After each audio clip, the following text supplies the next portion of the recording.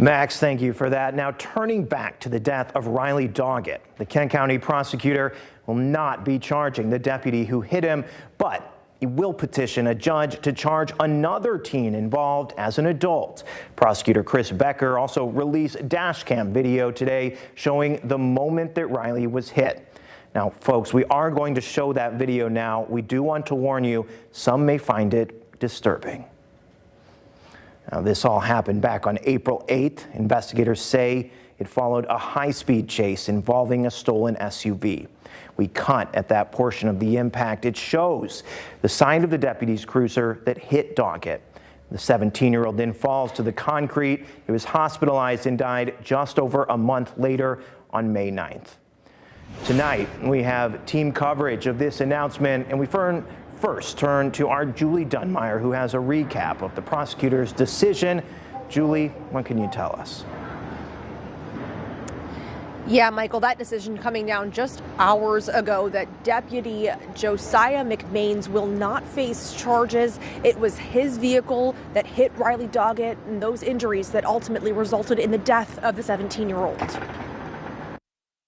Canine just ran the car trying to get past me. In newly released video, we can see the car chase between Kent County Deputy Josiah McMains and the driver of this white Land Rover, Riley Doggett, the passenger. Speeds of the chase reach 80 miles an hour on surface roads in Kent County. We don't have the driver's name because they're a juvenile. The Kent County prosecutor, however, charging them. I have filed charges against the driver, the juvenile driver of the white Land Rover. One count of fleeing and eluding in the first degree. Essentially, that is fleeing and eluding causing death.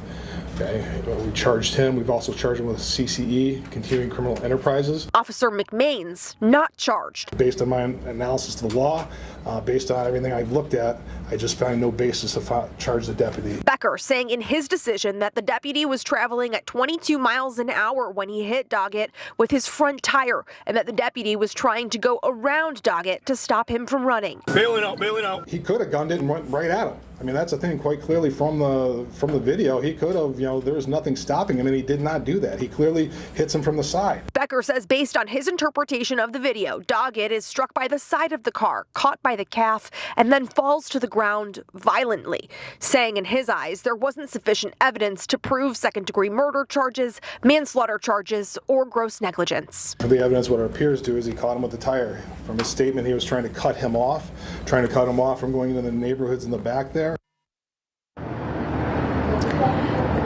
Prosecutor Chris Becker does say he plans to charge the juvenile as an adult in this case if he gets permission to do so from a judge. He actually needs to go through a more traditional petitioning method in order to make that a reality. In cases like rape or murder, he's able to automatically charge juveniles as an adult, but that's not the case for these type of charges. So he will be making that request. Family of Doggett, notably, is not happy with this decision. Prosecutor Becker saying earlier today that they wanted the officer charged.